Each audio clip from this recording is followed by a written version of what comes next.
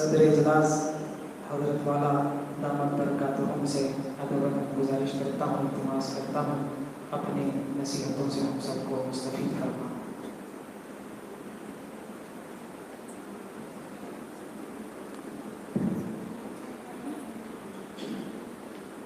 السلام علیکم ورحمۃ اللہ وبرکاتہ۔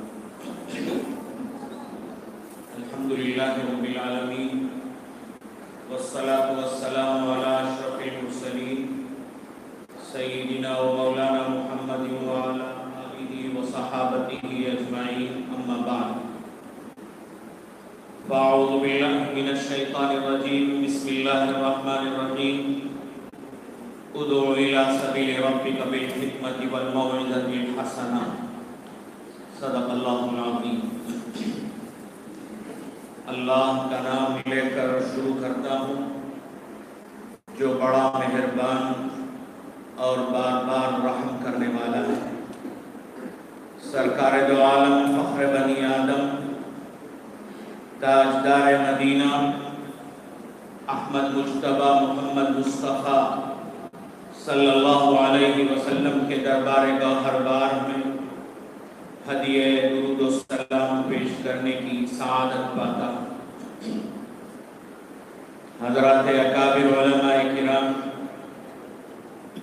ذمہ داران دارالعلوم صدیقیہ میسور، عمائدین شہر اور اراکین انجمن یا اراکین حفلۃ الاصدقاء دارالعلوم صدیقیہ اور میرے عزیز ساتھیوں، حفلۃ الاصدقاء اور النادی الادبی العربی کی اس اختتامی اجلاس میں شرکت کی سعادت پا کر اپنے اندر ایک قسم کی خوشی اور مسرت محسوس کرتا ہوں۔ ان بزرگوں نے مجھے یہاں حاضری کا حکم دیا اور میرے لیے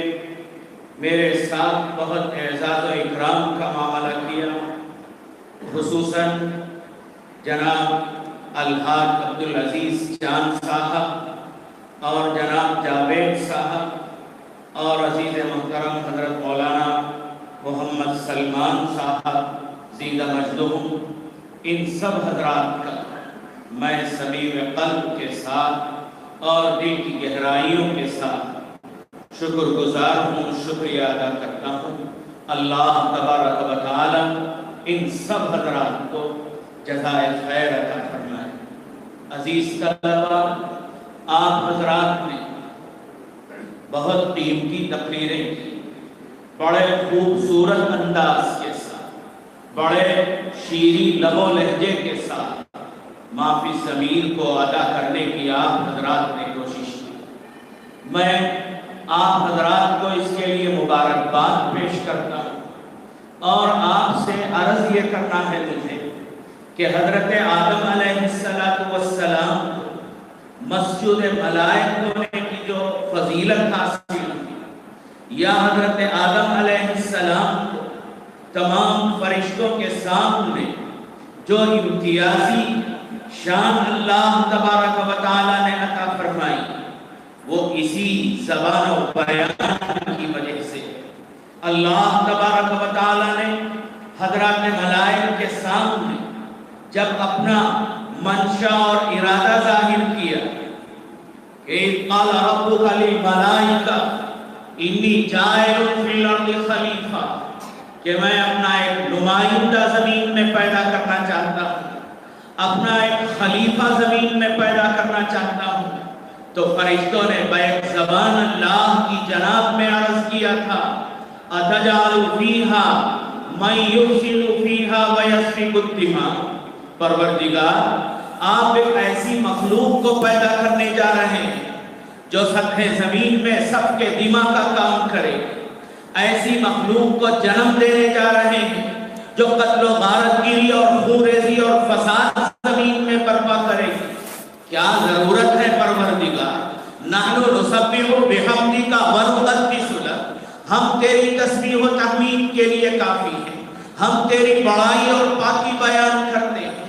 پھر ایک ایسی مخلوق کو پیدا کرنے کی کیا ضرورت ہے جو سب کے دماغ کا اور خونریزی کا قتل و غارت گیری کا کام انجام دے گی؟ تو اللہ نے کہا تھا فرشتوں سے انی عالم ما لا تعلمون، میں ان حقیقتوں سے باخبر ہوں جن حقیقتوں تک تمہاری رسائی نہیں ہے،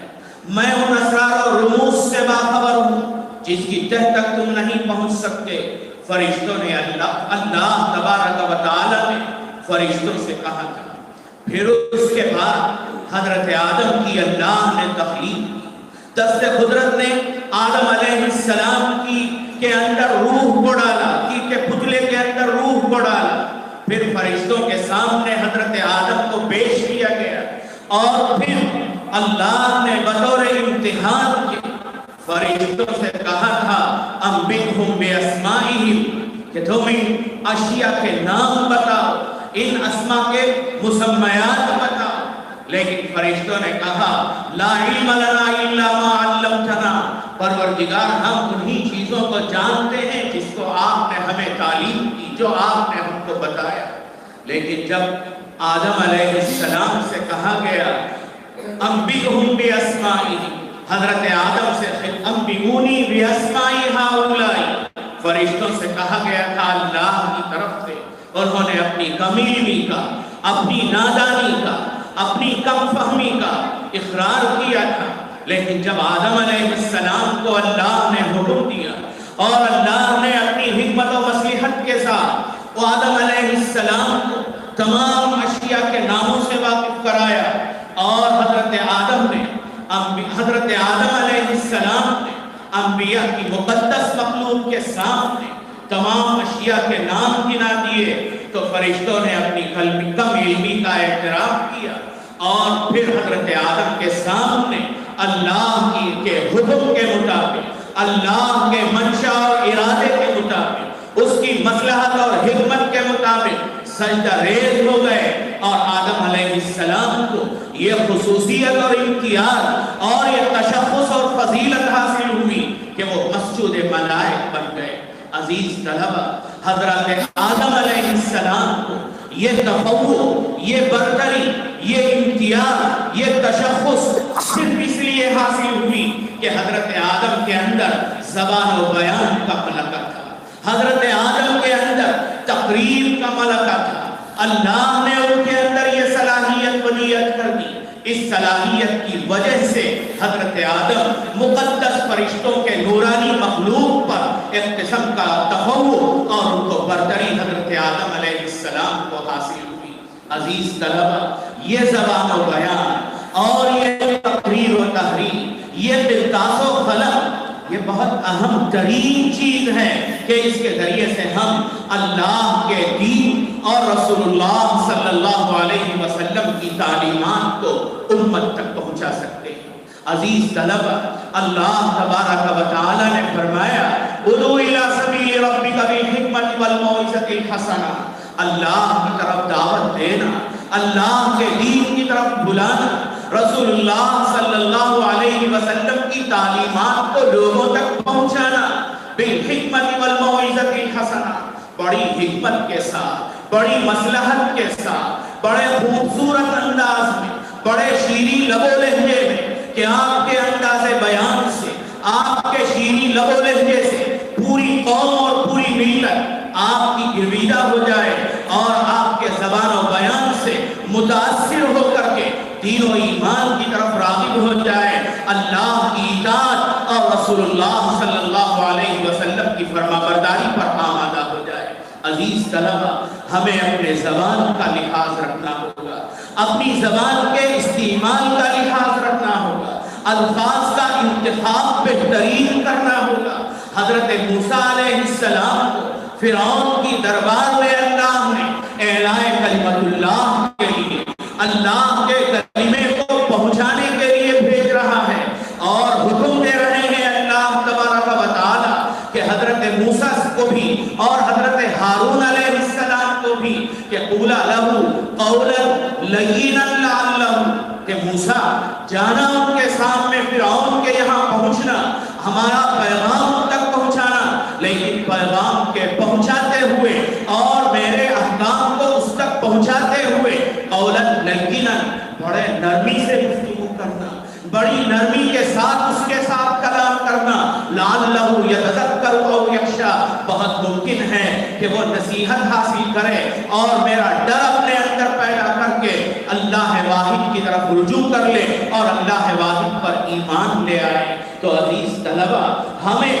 اس زبان و بیان کے استعمال کا طریقہ سیکھنا چاہیے. اس انجمن میں، مدارس میں اس طرح کی انجمنیں قائم کی جاتی ہیں تاکہ طلبہ کے اندر یہ صلاحیت پیدا کی جا سکے، طلبہ کے اندر بولنے کا ملکہ پیدا کیا جا سکے،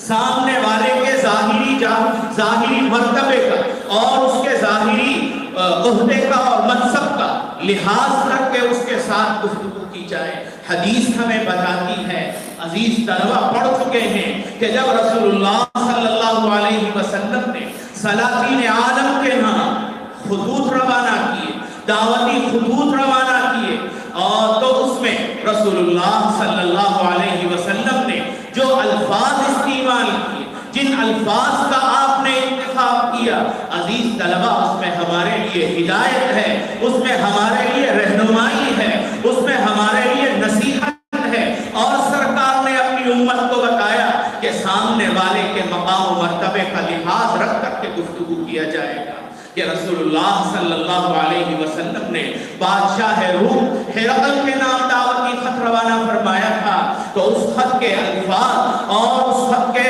جو جملے حدیث کی کتابوں میں موجود ہیں، آپ عزیز طلبہ نے اس کو پڑھا ہے، اساتذہ نے آپ کو اس کے اندر پوشیدہ حکمتوں سے واقف کرایا ہے کہ رسول اللہ صلی اللہ علیہ وسلم کے خط کے ابتدائی جملے تھے کہ من محمد عبد اللہ ورسولہ الی ہرقل عظیم الروم، محمد صلی اللہ علیہ وسلم کی طرف سے ہرقل بادشاہ روم کی طرف سے یہ خط ہرقل کے یہاں جاتا ہے رسول اللہ صلی اللہ علیہ وسلم کی طرف سے.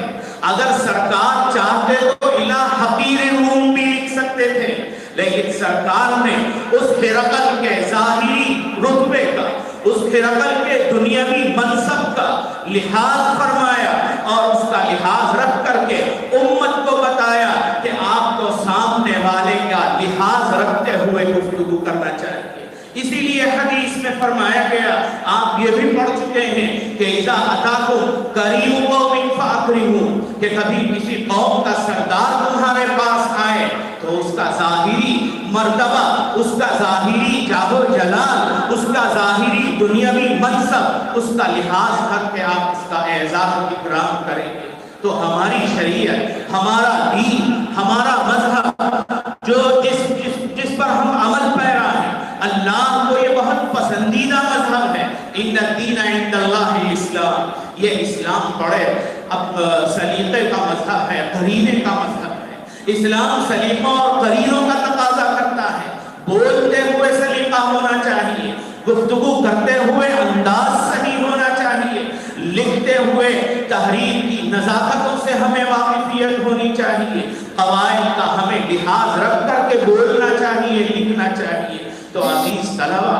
آپ حضرات نے اس انجمن کے ذریعے، اس انجمن میں حصہ لے کر کے اپنے اساتذہ کی نگرانی میں اور ان کی توجہات کے نتیجے میں آپ نے اپنے اندر صلاحیت پیدا کرنے کی کوشش کی. مافی ضمیر کو خوبصورت لب و لہجے میں ادا کرنے کی آپ نے کوشش کی. اللہ تبارک و تعالی آپ کے اندر اور کمال پیدا فرمائے. اللہ کرے زور بیاں اور زیادہ. آج کے اس دور میں جبکہ فضا بہت مسموم ہے، فرقہ پرست عناصر اسلام کو بدنام کرنے کے در پر ہے، باقی طاقتیں اسلام کو مٹانے کی سازش کر رہی ہیں، ناپاک منصوبہ بندیاں چہار طرف ہو رہی ہیں مسلمانوں کے سلسلے میں. ایسے ماحول میں، ایسی فضا میں، ایسے دور میں ہمیں اسلام کے لیے سینہ سپر ہو کر کے، اسلام کی سربلندی کے لیے، اعلاء کلمت الحق کے لیے، اللہ کے اور اللہ کے رسول کے نام کی حفاظت کے لیے ہمیں سینہ سپر ہونا پڑے گا، ہمیں تیار ہونا پڑے گا. قلم اور زبان کے ہتھیار کو ہمیں استعمال کرنا پڑے گا، اور قلم اور زبان کے ہتھیار کو استعمال استعمال کر کے اللہ کے پیغام کو بڑے خوبصورت انداز میں لوگوں تک پہنچانے کی، اور جو باطل طاقتیں لوگوں کے ذہنوں میں ہمارے سلسلے میں، علماء کے سلسلے میں یا مسلمانوں کے بارے میں جو غلط خیالات ٹھونس چکے ہیں، جو غلط خیالات مضبوط کر چکے ہیں، ان غلط خیالات کو ختم کرنے کی ضرورت ہے، اور اسلام کے یہ امن اور سلامتی، امن اور آشتی والا مذہب ہونے کو ہمیں ثابت کرنا ہے۔ تو عزیز طلبہ، امن اور سلامتی والا مذہب ہے، اس کو ثابت کرنے کے لیے ہمارے اندر زبان و بیان کی صلاحیت کی بھی ضرورت ہے، تقریر و تحریر کی بھی ہمارے اندر صلاحیت کی ضرورت ہے، قلم اور قرطاس کو بھی ہم استعمال کریں گے۔ ان دونوں ہتھیار کا استعمال کر کے سب دشمنوں کو انشاءاللہ العزیز ختم کریں گے، اور اسلام کا پھر ایک بار دنیا میں بول بالا کریں گے۔ اللہ کا نام اور رسول اللہ صلی اللہ علیہ وسلم کا اسم مبارک جہاں جہاں عالم میں ہم پھیلائیں گے۔ اس عزم مصمم کے ساتھ اور اس مضبوط ارادے کے ساتھ ہم اس قافلے میں یا حفلۃ الاصدقاء کی اس انجمن میں حصہ لے کر اپنے اندر کمال پیدا کرنے کی کوشش کریں گے۔ اللہ تبارک و تعالی مجھے بھی آپ کو بھی بولنے کی اور خوبصورت انداز میں بولنے کی اور متاثر کرنے والے انداز میں بولنے کی طاقت عطا فرمائے، ہمارے اندر صلاحیت عطا فرمائے۔ میں آپ تمام حضرات کو، آپ کو طلبہ کو مبارکباد دیتے ہوئے اپنی اس بے ترتیب اور غیر مرتب گفتگو پر آپ حضرات سے معذرت خواہ ہوں، اور حضرات علماء سے خصوصیت کے ساتھ گزارش کرتا ہوں کہ میری اس بیجا جرت پر آپ حضرات مجھے معاف فرمائیں، اور ان جملوں کی ادائیگی کے دوران جو غلطیاں مجھ سے ہوئی ہیں آپ حضرات خصوصیت کے ساتھ اس کی اصلاح فرمائیں۔ اللہ تبارک و تعالی انجمن کو اور اس دارالعلوم کو صبح قیامت تک باقی رکھے، اس کا فیض سارے عالم میں پھیلائے، اور ہر طرح کے شرور سے، فتنوں سے اللہ تبارک و تعالی اس ادارے کی حفاظت فرمائے، اور اس ادارے کی خدمت کرنے والوں کو اللہ تبارک و تعالی بے انتہا قبول فرمائے، ہر طرح سے انہیں خیر و برکت سے نوازے۔ اللہ تبارک و تعالی ہم سب کو توفیق خیر عطا فرمائے۔ وآخر دعوانا ان الحمدللہ رب العالمین۔ السلام علیکم ورحمۃ اللہ وبرکاتہ۔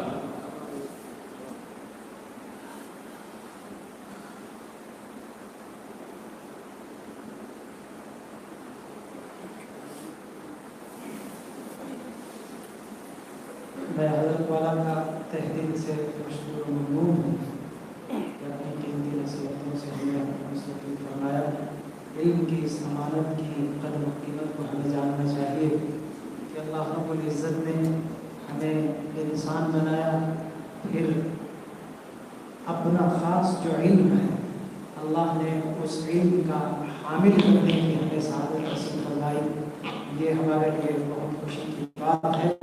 ہمیں اس کا احساس ہمیشہ رکھنا چاہیے اور اس کی حفاظت کی کوشش بھی کرنا چاہیے۔ اللہ رب العزت حضرت کے عمر اقبال میں برکت نصیب فرمائے، صحت و عافیت نصیب فرمائے، آپ سے امت کے لیے، ہم سب کے لیے خوب استفادے کے موقع نصیب فرمائے۔